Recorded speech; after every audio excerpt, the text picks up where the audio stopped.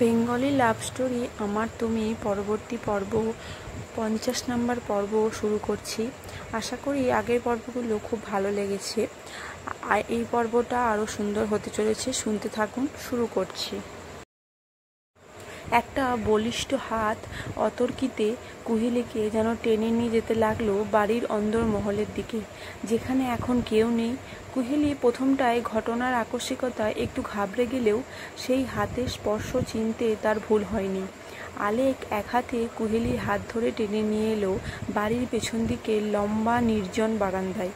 এদিকে আলোর রসনায় ততটা নেই। এদিক ওদিক থেকে চুইয়ে আসা আলোর ছোঁয়ায় যেন একটা মায়াবী পরিবেশ সৃষ্টি হয়েছে। আলেক কুহেলিকে একটা বিরাট থামের সঙ্গে চেপে ধরে ওকে কিছু বলার সুযোগ না দিয়েই একমুঠো সিঁদুরে রাঙিয়ে দিল ওর সিঁথিটা। কুহেলির চোখ দুটো আবেশে বুজে এলো যেন। আলেক কুহেলির অনেকটা কাছে এসে নেশা ধরানো সুরে বলল, তোমার সিঁথির সিঁদুরের নামটা তো আমারই, আর আজকের দিনে আমি তোমাকে নিজের হাতে সিঁদুরের ছোঁয়া না দিলে দিনটা তো সম্পূর্ণ হতো না। কুহেলি বন্ধ চোখের আগল ভেদ করেও যেন আলেখের চোখের গভীরে থাকা ভালোবাসার আহ্বান স্পষ্ট দেখতে পেল। আলেখের তপ্ত নিঃশ্বাসের ছোঁয়ায় যেন তিরতির করে কেঁপে উঠতে লাগলো ওর সর্বাঙ্গ। কুহেলি ধীরে ধীরে চোখ মেলে তাকালো আলেখের দিকে। ভালোবাসার আকুল আহ্বানের ডাকে সাড়া দিয়ে কুহেলি আঁকড়ে ধরল আলেককে, মিশে যেতে চাইল ওর প্রশস্ত নিরাপদ আশ্রয়ের ঠিকানায়। আলেখও নিজের দুটো হাতের মাঝে যেন বেঁধে নিতে চাইল কুহেলিকে। আলেখের দ্রুত হয়ে আসা হৃৎস্পন্দন যেন কুহেলিও শুনতে পাচ্ছে, আর সেই দ্রুত গতির সঙ্গে তাল মেলাতেই যেন কুহেলির হৃৎস্পন্দনও ক্রমশই দ্রুত হয়ে উঠল। আলেক হঠাৎ করেই কুহেলিকে কোলে তুলে নিল। কুহেলি পরম আবেশে দুহাতে আলেখের গলা জড়িয়ে ধরল। আলেক কুহেলিকে কোলে নিয়ে উঠে এলো নিজেদের ঘরে। কুহেলি কেমন যেন একটা ঘোর লাগা দৃষ্টিতে তাকিয়ে আছে আলেকের দিকে, যেন কোনো এক স্বপ্নের দুনিয়ায় ভেসে যাচ্ছে সুদূরে। আলেক ধীরে ধীরে কুহেলিকে বিছানার ওপরে বসালো। ঘরে জ্বলতে থাকা হালকা আলোর মায়াবী পরিবেশে যেন ওরা দুজনেই ধীরে ধীরে ভেসে যেতে লাগলো ভালোবাসার অতল সাগরে। আলেক কুহেলির পাশে বসে আলতো হাতে কুহেলির গাল স্পর্শ করলো। আলেকের উষ্ণ ছোঁয়ায় যেন কুহেলির সর্বাঙ্গ জুড়ে একটা শিহরণ ছড়িয়ে গেল।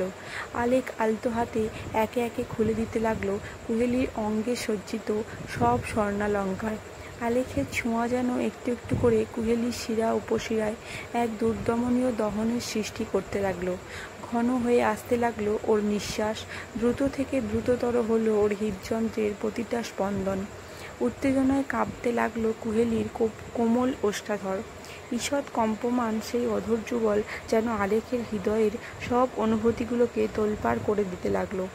আজ আবার সেই অপ্রতিরোধ্য আকর্ষণটা অনুভব করলো আলেক। পরম আবেশে কুহেলিকে মিশিয়ে নিল নিজের বুকের মাঝে। কুহেলির হাত দুটো যেন আলেককে আঁকড়ে ধরে আরও গভীরে মিশিয়ে নিতে চাইল। আলেক এক হাতে কুহেলির খোঁপায় গোঁজা কাঁটাটা খুলে দিল। আলগোছে বেঁধে রাখা সুদীর্ঘ ঘন কেশরাশি ছড়িয়ে পড়ল কুহেলির পিঠের ওপর। আলেক মুখ ডুবিয়ে দিল সেই ঘন কালো কুন্তল কেশরাশির ছাওয়ায়। মাতাল করা সেই ঘ্রাণে আলেক যেন হারিয়ে যেতে লাগলো কোনো এক অজানা স্বপ্নপুরীতে। ধীরে ধীরে আলেক ডুব দিল কুহেলির কাঁধে। উষ্ণ ঠোঁটে স্পর্শ ছুঁয়ে দিতে লাগলো কুহেলির উন্মুক্ত কাঁধ, গলা। কুহেলি যেন সব ভুলে ভেসে চলেছে ভালোবাসার সুখ সাগরে। আলেক আলতো করে শুইয়ে দিল কুহেলিকে। আবেশে কুহেলির চোখ দুটো আবার বুজে এলো। নিজেও কুহেলির পাশে শুয়ে আবার ওকে টেনে এলো নিজের বুকের মাঝে। আলেকের একটা হাত ধীরে ধীরে উঠে এলো কুহেলির উন্মুক্ত পিঠে। আলতো ঠোঁটে ছোঁয়া স্পর্শ করলো কুহেলির কানের লতি। কুহেলির গোটা শরীর যেন কেঁপে কেঁপে উঠতে লাগলো। আলেকের প্রশস্ত বুকে আরও গভীরে মিশে যেতে চাইল যেন। আলেক নিজের বুকে কুহেলির উষ্ণ উদ্ভিন্ন যৌবনের স্পর্শ অনুভব করে যেন আরও রোমাঞ্চিত হয়ে উঠল। আলেকের হাত ধীরে ধীরে স্পর্শ করল কুহেলির ব্লাউজের সূক্ষ্ম রশি। আলতো টানেই তাদের বাঁধন শিথিল হয়ে গেল। কুহেলির সমগ্র সত্তা জুড়ে যেন লজ্জারা নিজেদের আধিপত্য বিস্তার করতে লাগলো। আলেক ধীরে ধীরে কুহেলিকে একটু আলাদা করল নিজের থেকে।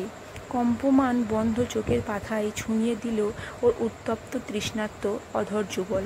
কুহেলির সর্বাঙ্গ জুড়ে ছড়িয়ে পড়তে লাগলো সেই উত্তেজনার কম্পন। আলেক একে একে ওর ঠোঁট জোড়া ছুঁয়ে দিতে লাগলো কুহেলির কপালে, গালে, ঠোঁটে। কুহেলির একটা হাত কখন যেন উঠে এসেছে আলেকের পিঠে, আর অন্য হাতটা এলোমেলোভাবে ঘুরে ফিরে বেড়াচ্ছে আলেকের গভীর চুলের আনাচে কানাচে। প্রগাঢ় এক চুম্বনের পরেও যেন শান্ত হলো না দুটো তৃষ্ণার্ত মনের প্রেমাগ্নি। আলেক কুহেলির ঠোঁট দুটো ছেড়ে মহাবিষ্টের মতো কিছুক্ষণ চেয়ে রইল কুহেলির রক্তিম মুখের দিকে। আজ সিঁদুরের লালের আড়ালে যেন ঢাকা পড়ে গেছে কুহেলির স্বভাবসিদ্ধ লাজুকতার রক্তিম আভা। ধীরে ধীরে আলেকের মুগ্ধ নেশাতুর দৃষ্টি ছুঁয়ে যেতে লাগলো কুহেলির প্রতিটা অঙ্গের আনাচে কানাচে। অবিন্যস্ত শাড়ির বক্ষ সংলগ্ন কিছুটা অংশ স্থানচ্যুত হয়ে এলিয়ে পড়েছিল নরম বিছানার দুধসাদা চাদরের ওপর।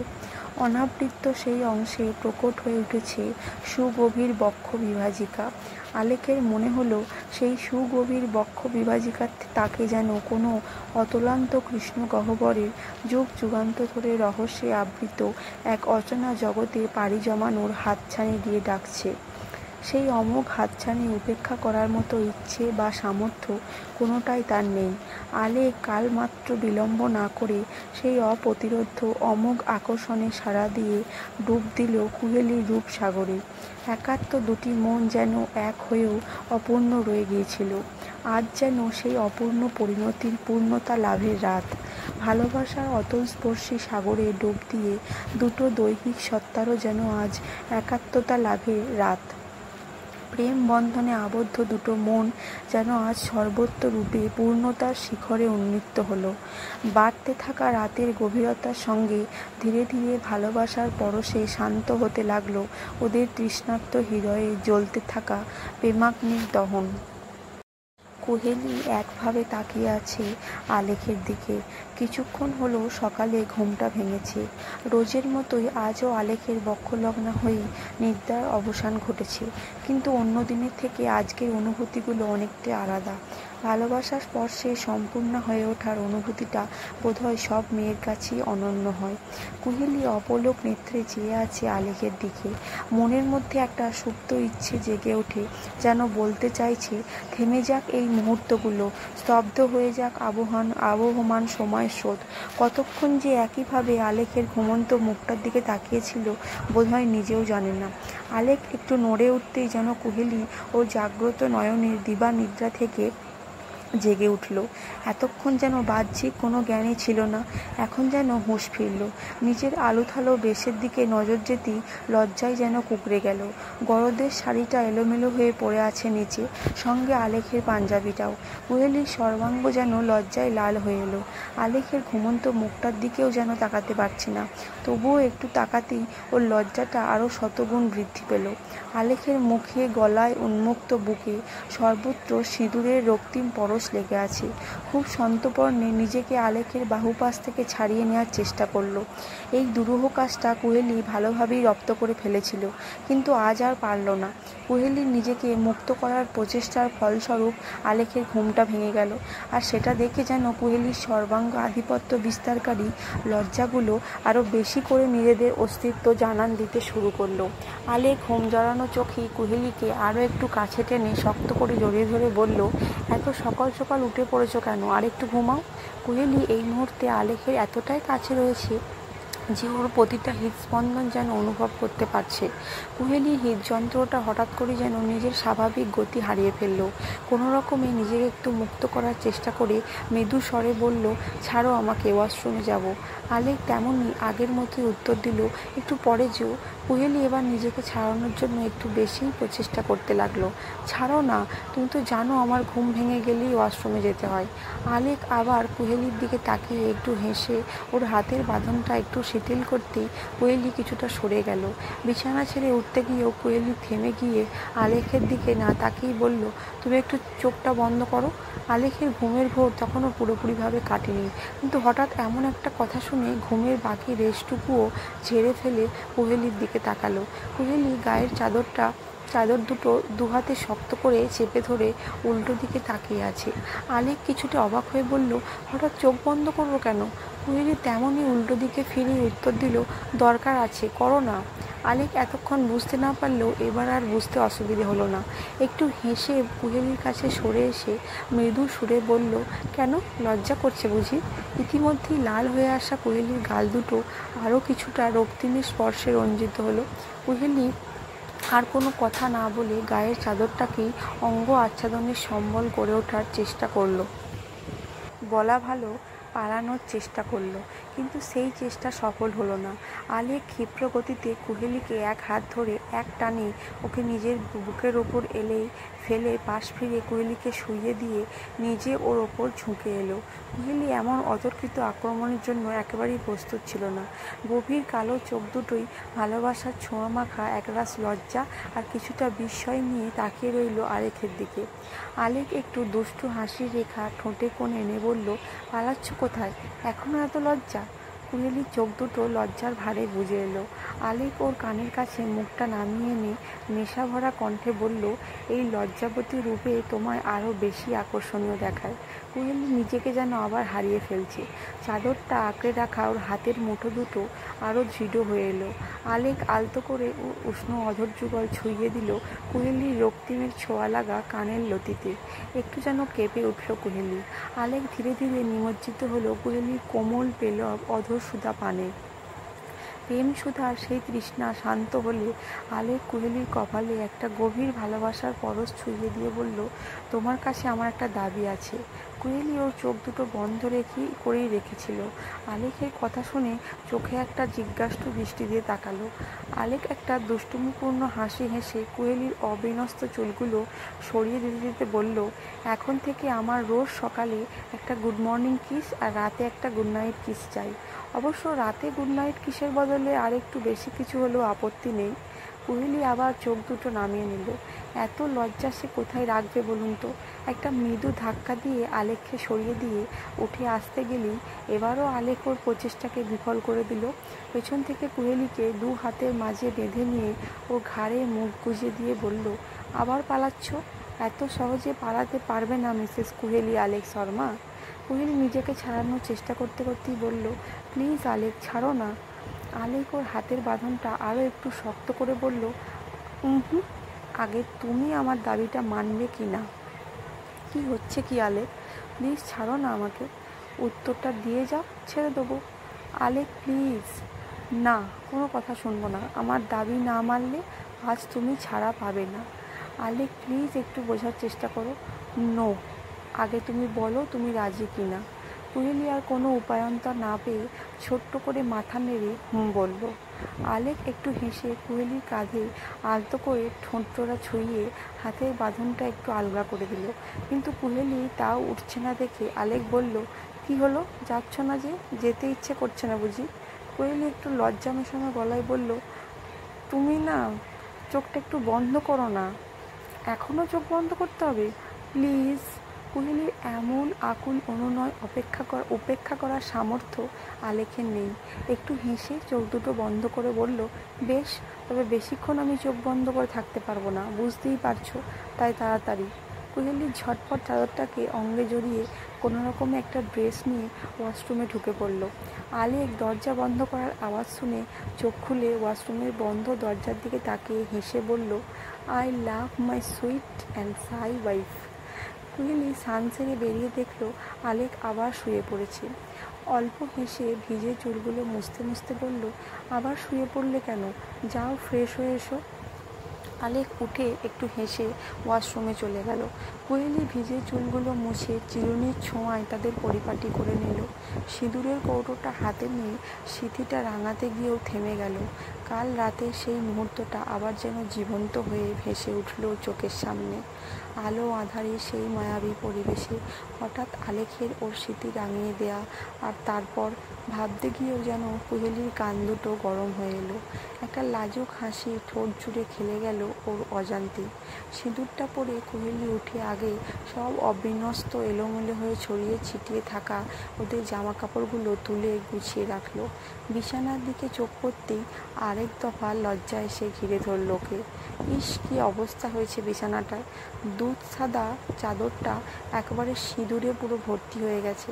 কুহেলি ভাবলো কেউ দেখার আগেই এটা ধুয়ে ফেলতে হবে, না হলে লজ্জার আর শেষ থাকবে না। যেমন ভাবা তেমন কাজ।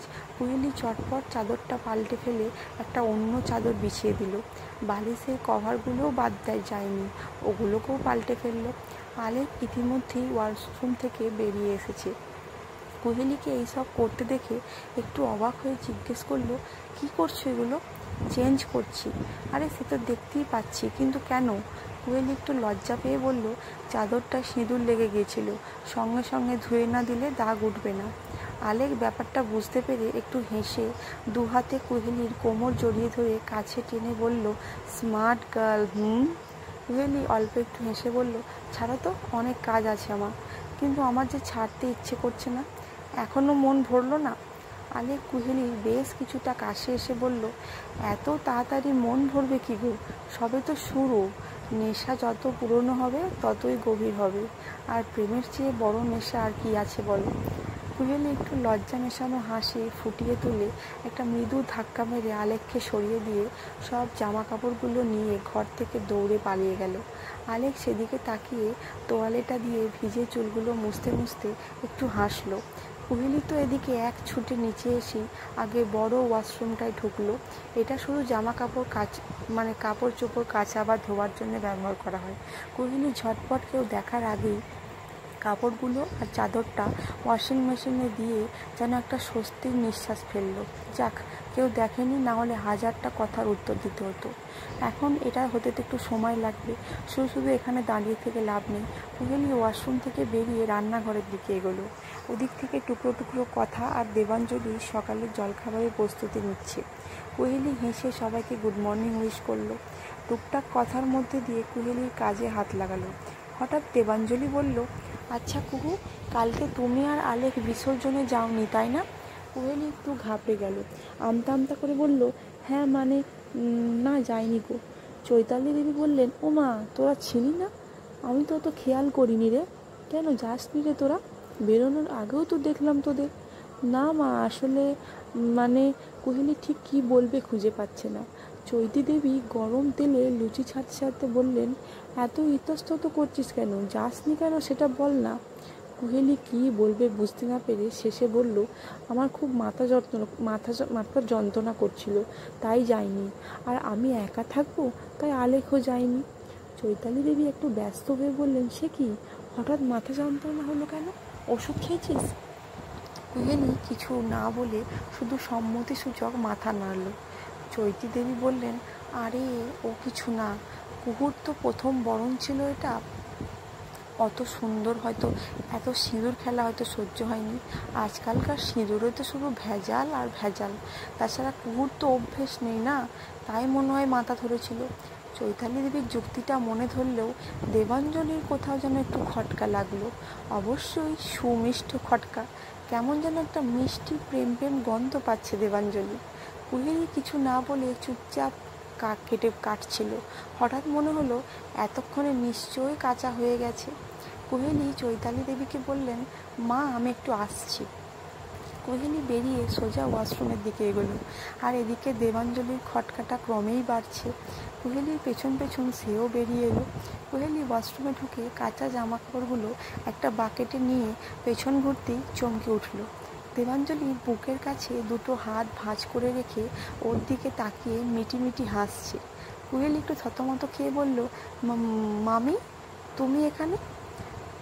একটু দরকার ছিল তাই এলাম। ও আচ্ছা, আমি যাই তাহলে, এগুলো মেলে দিতে হবে তো। কুহেলি পাশ কাটিয়ে বেরোতে গেলে দেবাঞ্জলি ওর সামনে দাঁড়িয়ে বলল, আরে দাঁড়াও, অত ব্যস্ত হওয়ার কিছু নেই, তোমাকে আর কষ্ট করে মেলতে যেতে হবে না, আমি রেখাদিকে বলছি মেলে দিতে।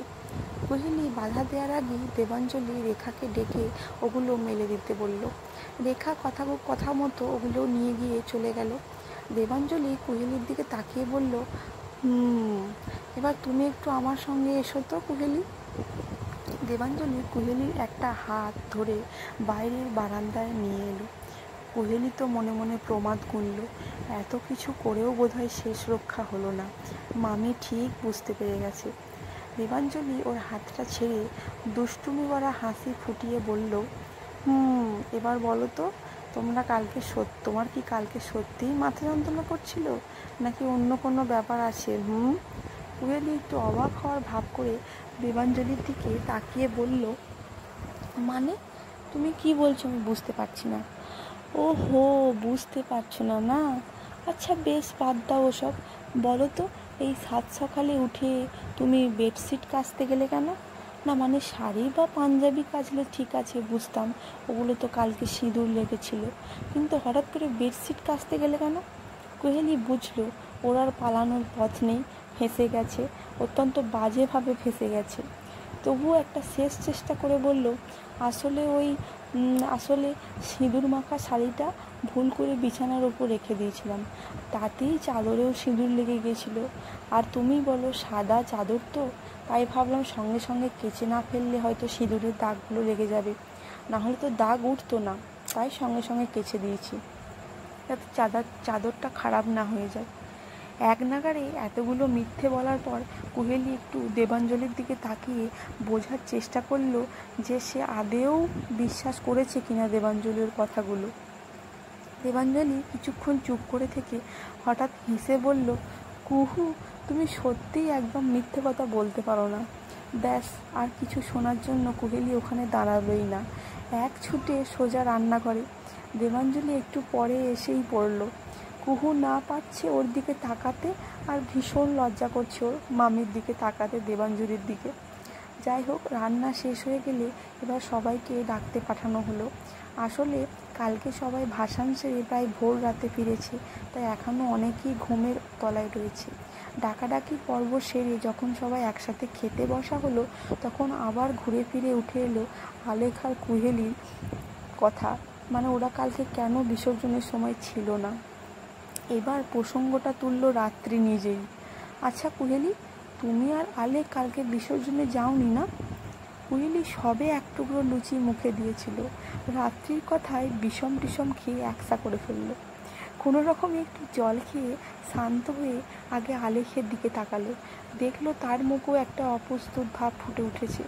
আসলে যতই হোক সবার সামনে একটু অস্বস্তি তো হয়ই, তাও আবার শ্বশুর বাড়ির লোক। তবে এবার আর কষ্ট করে কুহেলিকে উত্তর দিতে হলো না। দেবাঞ্জলি একটু হেসে বলল, না গো রাত্রি, ওরা যায়নি কালকে। আসলে কুহুর একটু মাথা ধরেছিল, আর আলেকও ওকে একা রেখে যেতে পারেনি। কি আলেক, ঠিক বললাম তো? আলেক একবার কুহেলির দিকে তাকিয়ে দেখলো সে মাথা নিচু করে খাওয়ায় মন দিয়েছে, বা বলা ভালো নজর এড়ানোর চেষ্টা করছে। আলেকের বুঝতে খুব একটা অসুবিধে হলো না যে এই অজুহাতটা হয়তো কুহেলির মস্তিষ্ক থেকে বেরিয়েছে, ও এই অজুহাতটাই দিয়েছে। নিজেকে স্বাভাবিক রেখেই হাসি মুখে আলেক বলল, হ্যাঁ, হঠাৎ ও বলল ওর মাথা যন্ত্রণা করছে, তাই আমিও বারণ করলাম যে অত আওয়াজে ভিড়ে আর যেতে হবে না, শরীর খারাপ করবে, তাই আমিও আর যেতে পারিনি, ওকে নিয়ে চলে এসেছিলাম। দেবাঞ্জলি বাদে সবাই নির্দ্বিধায় বিশ্বাস করে নিল। এমনকি কুহেলির মাথা যন্ত্রণা এখন কেমন আছে তার জন্য সবাই উদ্বেগও প্রকাশ করলো। সবাই জিজ্ঞেস করতে লাগলো, এখন কেমন আছিস রে, এইসব। দেবাঞ্জলি কুহেলির পাশেই বসেছিল, আস্তে করে কুহেলির কানে কানে বলল, বুঝলে কুহু, তোমার কর্তাটা কিন্তু ভীষণ স্মার্ট, দেখছো কিভাবে স্মার্টলি হ্যান্ডেল করে নিল ব্যাপারটা। কুহেলির ইচ্ছে করছিল এই ইট বালি সিমেন্ট সব ভেদ করে মাটির ভেতর ঢুকে যেতে। এমন বিচ্ছিরি বিব্রতকর পরিস্থিতিতে যে না পড়েছে সে বুঝবে না যে কি বাজে পরিস্থিতি এটা। আজকের পর্বটা এখানেই শেষ করছি। আজকের পর্বটা কিন্তু খুবই স্পেশাল ছিল। আলেক আর কুহেলি শেষ পর্যন্ত এক হলো সব দিক থেকে, স্বামী স্ত্রীর সম্পর্ক আরও এক ধাপ এগিয়ে গেল। দেখা যাক আগামীতে কি হয় আলেক কুহেলির জীবনে। শুনতে থাকুন, যদি ভালো লাগে চ্যানেলটি সাবস্ক্রাইব করবেন এবং লাইক করতে ভুলবেন না। আপনাদের মতামতের অপেক্ষায় থাকব। পরবর্তী পর্ব নিয়ে খুব তাড়াতাড়ি ফিরছি, ততদিন শুনতে থাকুন, ভালো থাকবেন, ধন্যবাদ।